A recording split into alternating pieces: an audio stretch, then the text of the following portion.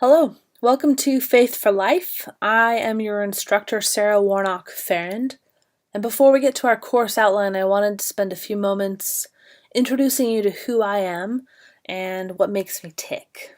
So first of all, this is a picture of my husband, Mark, and myself. You'll notice that there's a considerable height difference between us. I am taller than the average woman at 6'1", and Mark is shorter than the average man at 5'8". But it works out perfectly because his shoulders fit under my arm just right. So we have been together for 6 years, married for 5. This picture of us was when we were engaged 6 years ago. We have been very happily married.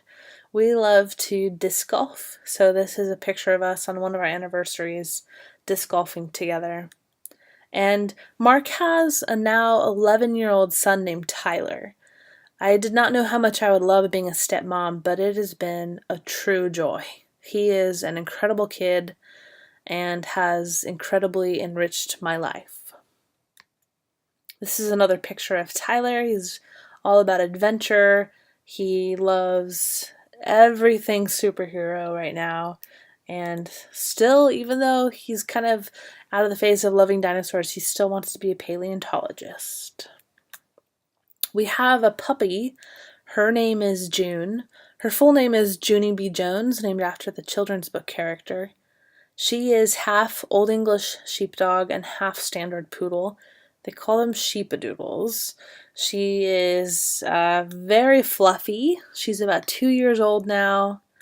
And this is her at the beach a few months ago. This is her loving on Tyler. They're best of friends. And this picture is of my 3 favorite heartbeats, Mark, Tyler, and June. We love gaming. I'm a video gamer and a board gamer. This is us with one of our favorite games, Ticket to Ride. You will often find us throughout the week with friends, sharing good food, and playing games. This is a picture of my motorcycle. I love motorcycling, and it gives me the opportunity to explore, and it gives me the opportunity to kind of reset and refocus. One of the things that I have going on in my life that I'm focused on is that I am a PhD candidate. I'm working on developing a charismatic theology of abolition, so I believe Christians have a responsibility to work towards ending human trafficking, and I'm creating a theology to provide a platform for Christians to understand their role in that. So motorcycling helps me refocus and regenerate when I'm reading until my eyes bleed. So you may feel like you are alone in the student experience, but I want you to know that I am also a student and completely understand where you're at. Next, let's take a look at our course outline. This is fall 2018. My name is Sarah once again, and I actually prefer if you just call me Sarah. I'm very informal and prefer just my first name rather than a combination of my last names or professor. Just call me Sarah. This is my email address. This is my mobile number. You can call or text or email anytime. I have pretty good boundaries, so if I'm with family and it's sort of my off time, you will not be interrupting me. I may take a little while to get back to you because I have boundaries, but please don't feel like you can't contact me whenever you need to. I'm going to skip through some of our course outline here, but I would like you to go back and read it yourself. So we'll skip most of this and get to our course requirements and policies. First of all, we have weekly online discussions, and your participation in these is required. And I think that you'll find, like I did when I was doing some online learning, that having the opportunity to express yourself thoughtfully and edit yourself is a really important part of contributing to the overall classroom experience. So we do have these online discussions. We'll talk about them more in just a moment.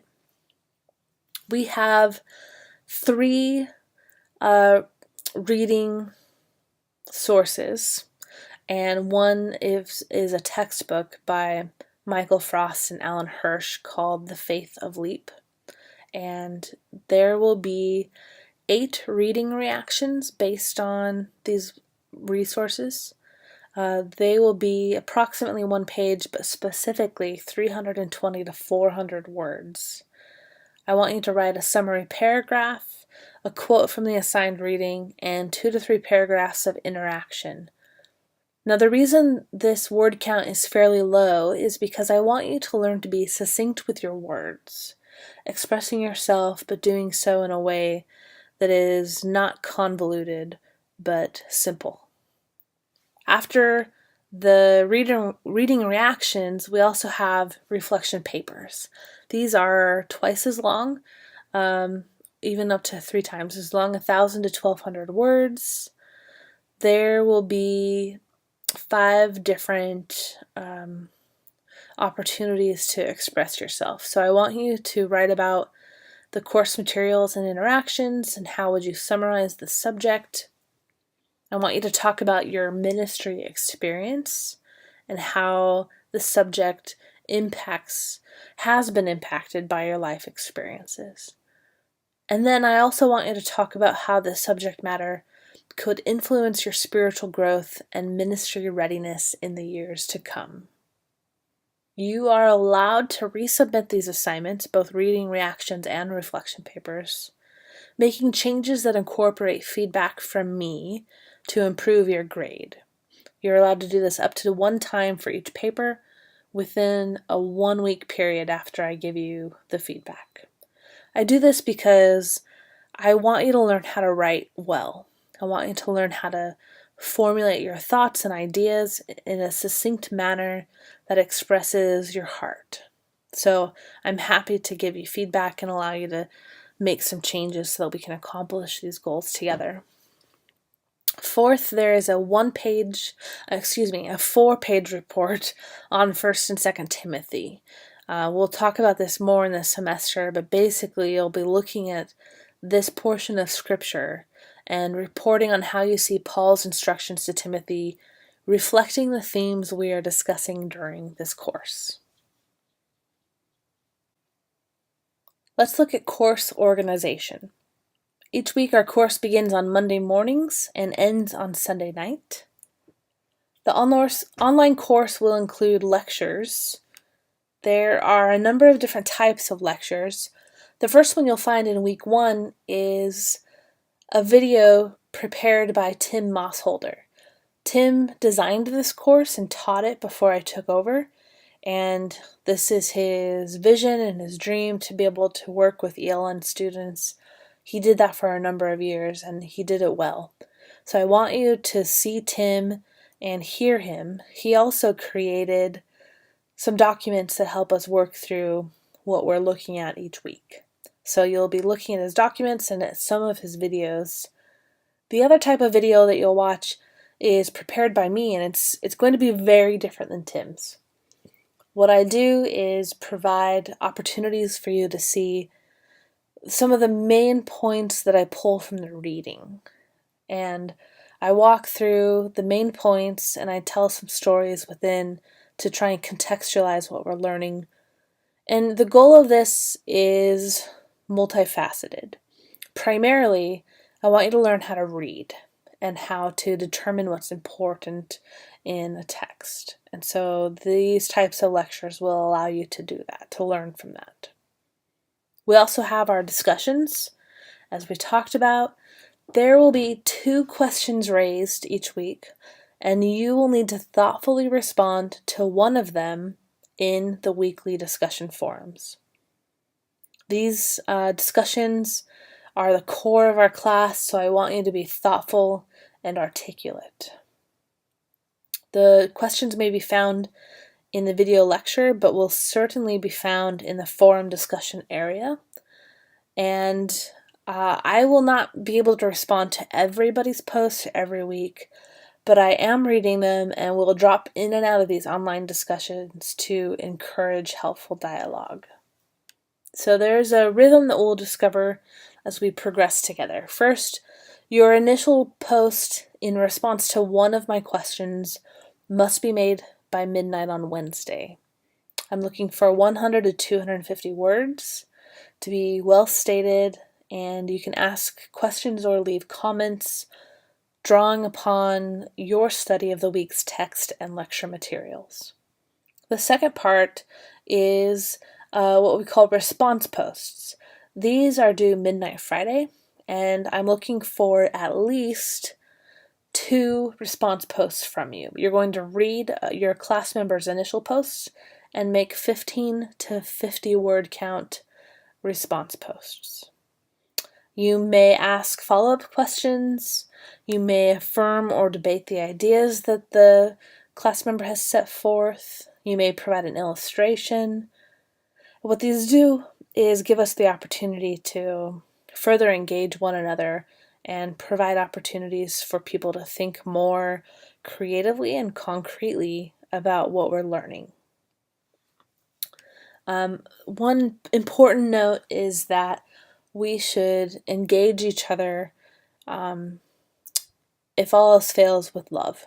Love has to be the crux of how we engage with one another, and I want you to be purposeful to embody the fruit of the Spirit as we engage each other in these online discussions. We also have assignments.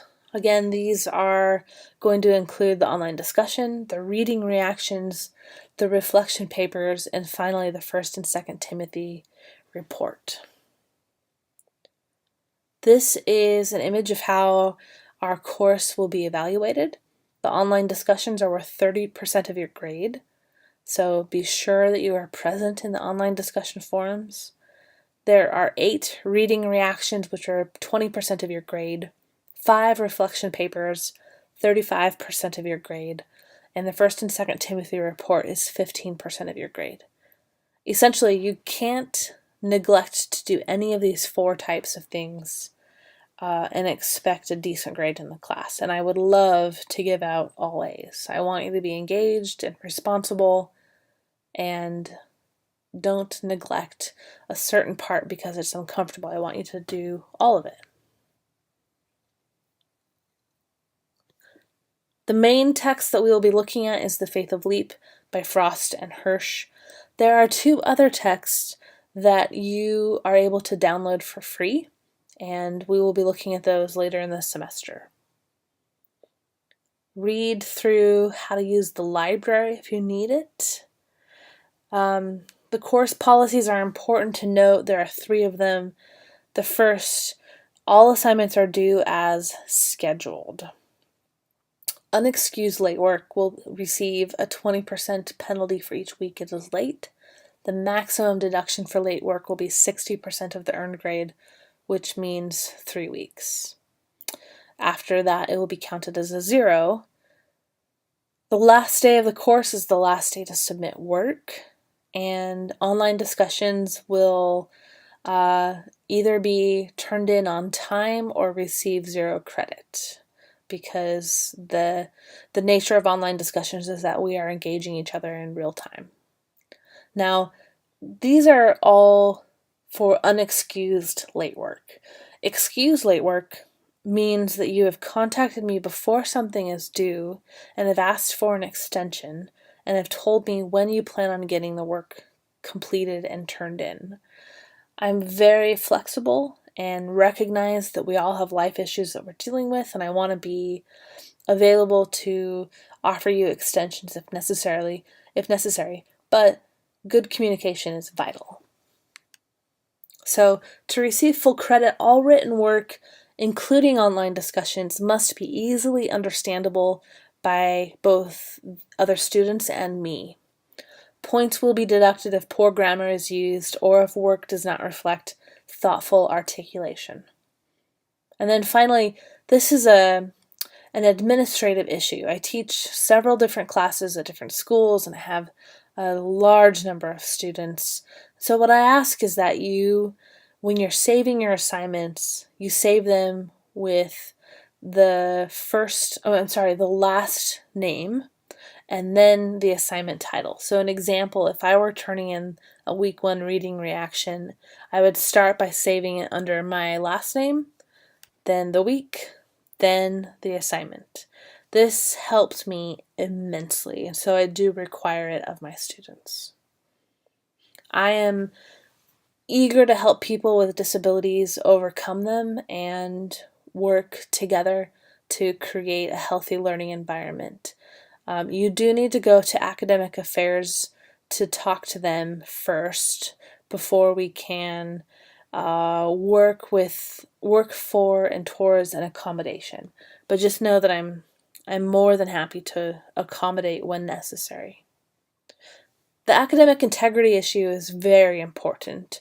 This means that your work is your work, and you'll be asked to verify this at the end of the course by signing a statement. And failure to do so, whether because you are ethically not able to sign it because it wasn't your work, or because you simply forgot, this will result in failure of the course. Academic integrity is vital.